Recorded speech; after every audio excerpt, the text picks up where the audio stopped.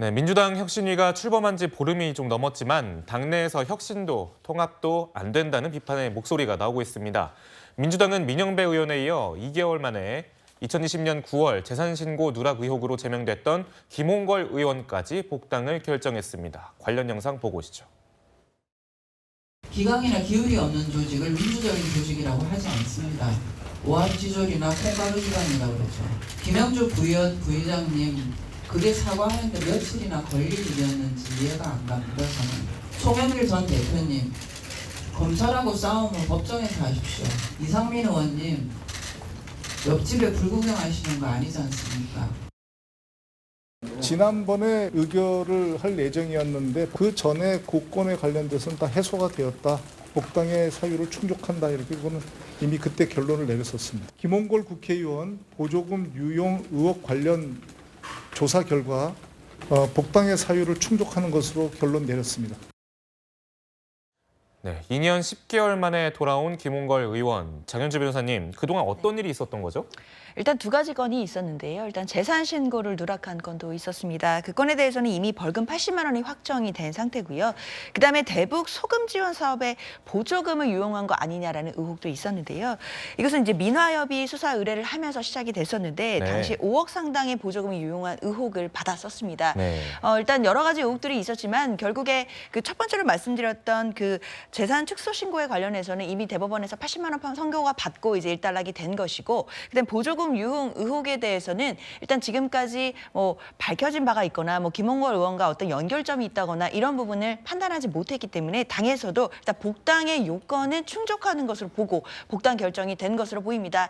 그러나 이 부분을 두고서는 민주당 내부에서도 과연 지금 시점에 복당을 하는 것이 맞냐, 혁신과 이 부분이 같이 갈 수 있느냐에 대해서는 또 회의적인 이야기들도 나오고 있는 상황입니다. 그렇다 하더라도 일단 복당이 된 것은 또 사실이기 때문에요. 일단 당으로서는 이 부분은 받아들일 수밖에 없는 상황인 것 같습니다.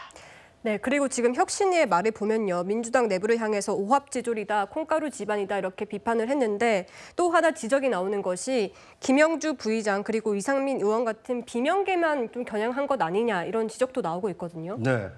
그러니까 이제 혁신을 내세우고 실제로 하고 있는 것은 이제 구태를 반복하고 있는 거 아니냐 이런 이제 비판, 따가운 비판 여론에 지금 접해 있는데요.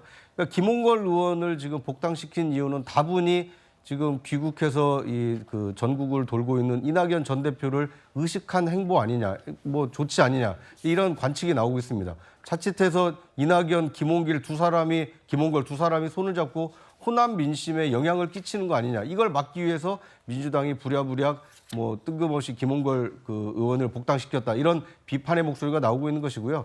지금 이상민 의원이라든지 이제 일부 쓴소리를 했던 비명계 의원들에 대해서는 아직 이렇게 혁신의 어떤 대상인 것처럼 얘기를 하는 분들이 있는데 오히려 그분들의 얘기를 들어서 당의 어떤 지금까지 운영 행태를 바꾸는 것이 진정한 혁신 아니냐. 이제 이런 여론도 있기 때문에 앞으로 민주당과 이 민주당 혁신위가 어떤 모습을 보일지 좀 시간을 갖고 지켜볼 필요가 있어 보입니다. 네, 지금 어쨌거나 논란이 됐던 의원들, 제명시켰던 의원들을 하나씩 다시 불러오는 모양새가 됐는데 장현주 변호사님, 국민의힘에서는 이러다가 윤관석, 이성만, 김남국 의원까지 다시 복당시키는 거 아니냐, 이런 지적까지 나오고 있는 것 같습니다. 국민의힘에서 걱정해 주시는 건 감사하지만 그럴 일은 별로 없을 것 같습니다. 일단 결이 다른 아예 그 상황이었다고 봐야 될 것 같고요. 물론 김홍걸 의원의 복당에 대해서도 비판하시는 목소리들이 정말 많고 민주당이 정말 혁신을 하고 있는 것이냐라는 우려의 목소리가 나오는 것도 사실입니다. 이런 비판은 또 민주당에서 겸허히 받아들이고 또 반성할 부분은 반성해야 된다고 생각이 드는데요.